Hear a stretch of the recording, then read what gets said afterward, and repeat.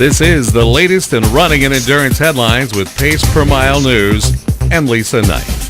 The friendly rivalry between Brazilian runners Fredison Costa and Adriana Bastos took another dramatic twist yesterday when Costa upstaged the defending champion to win the Walt Disney World Marathon, a title lost to Bastos last year. Bastos, who had won 8 previous Disney marathons, injured his leg during a race in October, slowing his training and leaving him unable to seriously challenge Costa, who sprinted the 26.2-mile course in 2 hours, 21 minutes, 39 seconds. Bastos was second at 2:22.55, and Alfred Arevalo of Guatemala was third at 2:23.19. Hundreds of runners came together for a 10-mile run to train for the 2014 Boston Marathon yesterday. The L Street Running Club has the largest training program in all of New England leading up to the Boston Marathon. The 200 runners coming together this year are united in an effort to prove that Boston can move forward after last year's bombings. This was the first of 14 weeks of training building up to the race in April. Runner's World magazine has announced they will sponsor the 3rd annual half marathon and running festival at Steel Stacks this October. The weekend-long celebration of running is scheduled for October 17th through the 19th and features kids runs, a dog run, a 5K, 10K, and half marathon races, along with running-related seminars, movies, live music, and a health and fitness expo.